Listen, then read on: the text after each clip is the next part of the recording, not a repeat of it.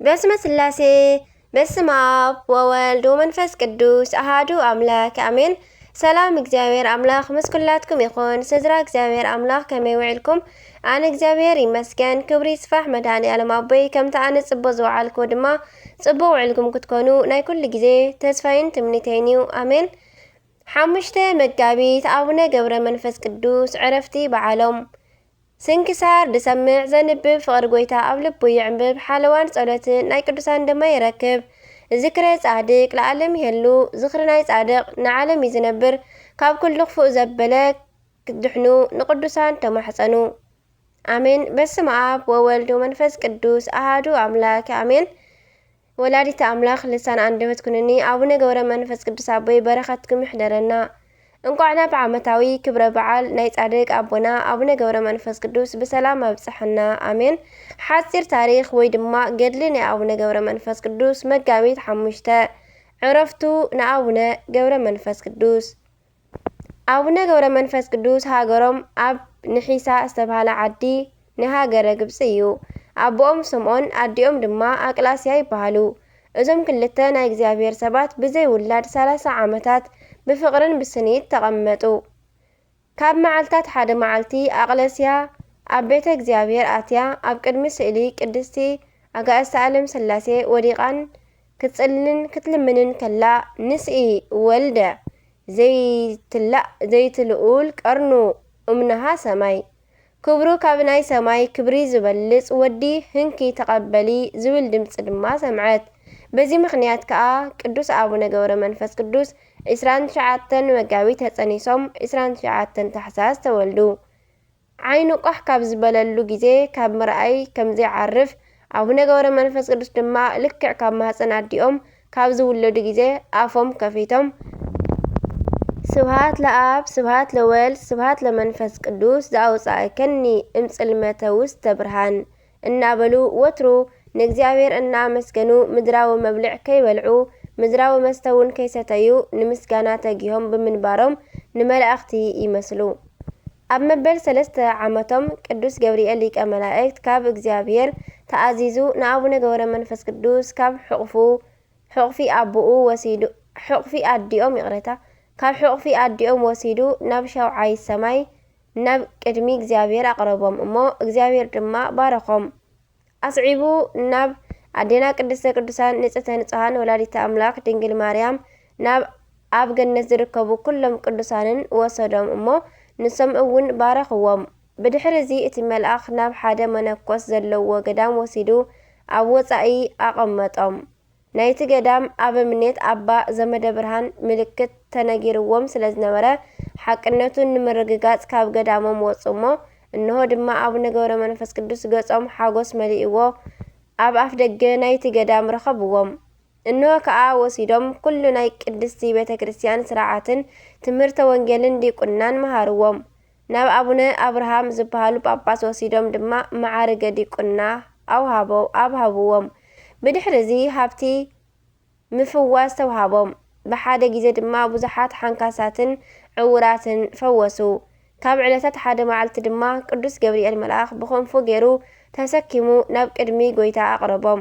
ጎይታ ድማ ባረኾም እሞ ብጸሎትካን ብኣማላድነትካን ካብ ሲኦል እተድሕነን ብዙሓት ነፍሳት ስለ ዘለዋ ካብ ሰብ ተፈሊኻ ሰብና ብዘይብሉ በረኻ ኺድ ናብራኻ ምስ 60 ኣናብስን ምስ 60 ኣናብርን ይኹን ድማ በሎም። ዘኬድከ ጸበለ እግርከ ይልህሱ ወበውእቱ ይጸግቡ ጸበለ እግርኻ ልሒሶም ተመጊቦም ይንበሩ በሎም። በዚ መሰረት ከዓ ናብ ገዳም ኣትዮም ምስ ኣናብርን ኣናብስትን ምንባር ጀመሩ። ነቢይ ዳንኤል ናብ ኣፍ ኣናብስ ኣብ ዝተደርበየሉ ግዜ ኣብቲ ጉድጓድ ዝጸንሑ ኣናብስ ወላ ሓንቲ ጉድኣት ከም ዘየውረድሉ ንአቡነ ገብረ መንፈስ ቅዱስ እውን ኣብ ቅድሚ እግዚአብሔር ብዝረኸብዎ ጸጋ ምስ 60 ኣናብስን 60 ኣናብርን ብሰላም ይነብሩ ነበሩ። ንሳቶም ኣይጎድእዎምን ጸበል እግሮም ተመጊቦም ደኣ ነበሩ እምበር። ከምዚ ኢሎም ከዓ ን300 ዓመታት ተቐመጡ። ብድሕሪ እዚ ሁር ምድረ ኣግኣዚ ወበህየኒ ሃለውከ ነፍሳተ ዘታወፅኦሙ በሎም እሞ ቅዱስ ገብርኤል ብሰረገላ ንፋስ ጽዒኑ ምድረ ከብዲ ኣብ ዝበሃል ቦታ ኢትዮጵያ ኣብጽሖም። ቀፂሉ ድማ ናብ ዝቋላ ደብረ ቅዱስ ኣብጽሖም። ኣብዚ ኮይኖም ብንጽህና ናይ ህዝቢ ኣጋዚት ኢትዮጵያ ሓጢኣት ርእዮም ኣብ ባሕሪ ኣትዮም ቁልቁል ኣፎም ተደፊኦም ብርእሶም ኣብ ባሕሪ ቆይሞም ክጽልዩ ጀመሩ።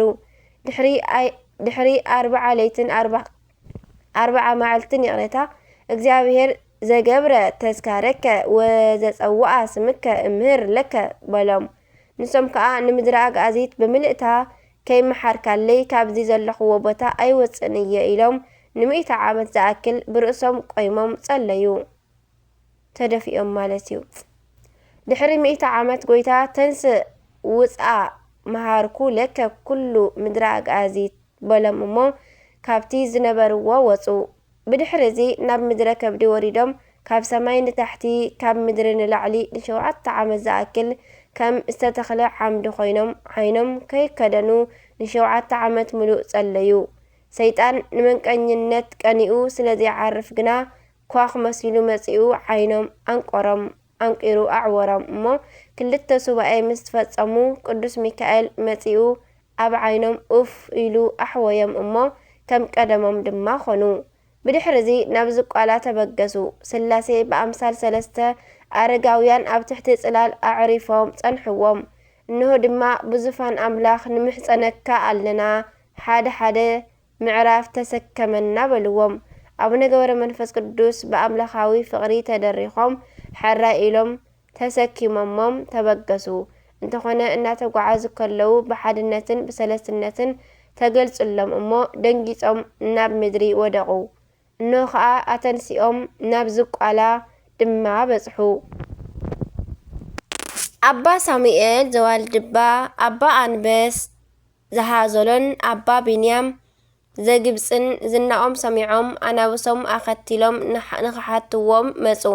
ድሕሪ 7 መዓልቲ ድማ ተገልጽሎም። እንተኾነ ሒዞሞም ዝመጹ ኣናብስ ቦቶም ናይ ኣቡነ ገብረ መንፈስ ቅዱስ ኣናብስ ስለ ዝተበልዑ ሓዚኖም ነበሩ። ኣቡነ ገብረ መንፈስ ቅዱስ ግና እንሆ ጎይታ ጸበል እግረይ ንሒዝኩም ክትምገቡ ዶ ኣይኮነን ዝፈቐደልኩም ስጋን ደምን ክትበልዑ ዶ ተፈቒድኩም እዩ ኢሎም ቀልጢፍኩም ትፍእዎም ክብሉ ነቶም ኣናብሶም ኣዘዝዎም እሞ ንሳቶም ከዓ ተፍእዎም። ባሪኾም ድማ ኣተንስእዎም እሞ ንሳቶም ድማ ርኢነ መንክረ ኦ ኣባ እናበሉ ነናቦቶኦም ተመልሱ። ብድሕሪ እዚ እግዚአብሔር ናብ ክርስቶስ ዝኸሓዱ ናብ ምዕራብ ሃገር ወሰዶም። ኣብ ነገስታትን መኳንንትን ዝኣተውሉን ዝወፅሉን ቦታ ድማ ኣቆሞም። ናይ ኣዕራብ ንጉስ ድማ ብዙሓት ሰራዊትን መኳንንትን ጣዖታቱን ሒዙ ናብቲ ኣቡነ ገብረ መንፈስ ቅዱስ ዝነበርዎ ቦታ መጸ እሞ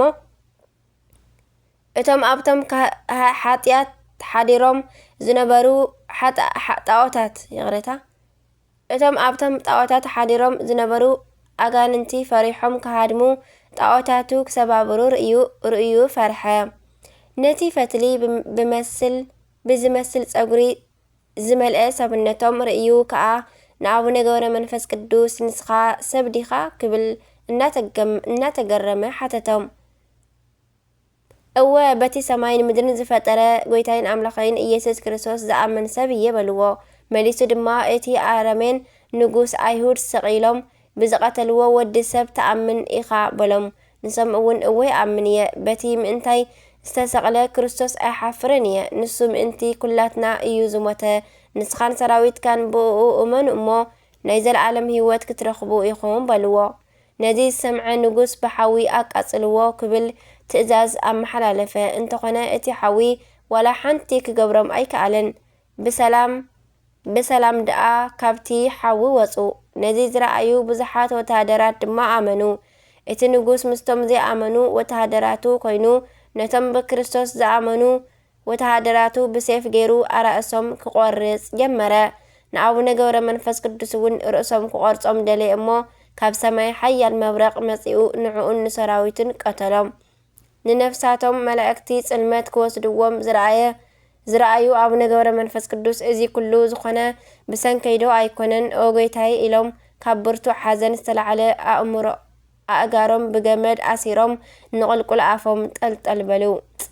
ሕጂ እውን ሰይጣን ዓቕሉ ስለ ዝጸበቦ ነቲ ተኣሲሮምሉ ዝነበሩ ገመድ በተኸኦም እንተኾነ ቅዱስ ሚካኤል ኣብ ኣየር ከለዉ ተቐበሎም። ግደፈኒ ብርእሰይ ይቁም ድማ በልዎ። በዚ ከዓ ን30 ዓመታት ዝኣክል ብብርቱዕ ገድሊ ኣልቀሱ። እግዚአብሔር ንገድሎምን ልማኖኦምን ርእዩ ነቲ ዝለመንዎ ልማኖ ተቐበለሎም፣ ነቶም ሰባት ድማ መሓረሎም። በዚ ንምስምዑ እጹብን ድንቅን ዝኾነ ገድሊ ሓሊፎም እምበኣር ኣብ ምድረ ኣግኣዚት ን262 ዓመት ጸኒሖም ኣብ መበል 562 ዕድሚኦም ካብዛ ብስጋ መከራ ዝበዝሕ ዓለም ብ5 መጋቢት በዛ ዕለት ሰንበት ኣዕረፉ። ጸሎትን በረኸትን ናይ ቅዱስ አቡነ ገብረ መንፈስ ቅዱስ ምስ ኩላትና ይኹን ኣሜን። ናይ ኩሎም ቅዱሳን በዝለማዓንቲ ዝወዓሉ ወርሓውን ጴጥሮስ ወጳውሎስ ዓመታዊ ኩሉ ዝውዕሉ በረኸቶም ይሕደረና ኣሜን። ካብ ኣናብባ ካብ ዘጉደልክዎ ጋእጋእ ዝበልክዎ ኩሉ ድማ ብኣፈ ቅዱሳን ትጉሃን መላእክቲ ይተኣረመለይ ኣሜን ወኣሜን ይበሉ ኩሎም መላእክተ ሰማይ። በረከትን ረድኤትን ናይ አቡነ ገብረ መንፈስ ቅዱስ ናይ ኩሎም ቅዱሳን ምስ ኩላትና ይኹን። ካብ ፍቕሪ ቅዱሳን ኣይፍለየና። ስንክሳር ድሰምዕ ዘንብብ ፍቕሪ ጎይታ ኣብ ልቡ ይዕንብብ። ሓለዋን ጸሎትን ተራድኣነትን ናይ ቅዱሳን ድማ ይረክብ ኣሜን። አቡነ ዘበሰማያት ይትቀደስ ስምከ ትምጻእ መንግስትከ ወይኩን ፈቃድከ በከመ በሰማይ ከማሁ በምድር ሲሳይን ዘለለ ዕለትነ ሀበነ ዮም ህድግ ለነ አበሳነ ወጀጋየነ ከመ ንሕነኒ ንህድግ ለዘአበሰለነ እታብአነ ዘእስተ መንሶት አላድነነ ወበልሃነን ኩሉ እኩይ መዚአከ እቲ መንግስት ኃይሉ ስብሐት ለዓለመ ዓለም አሜን።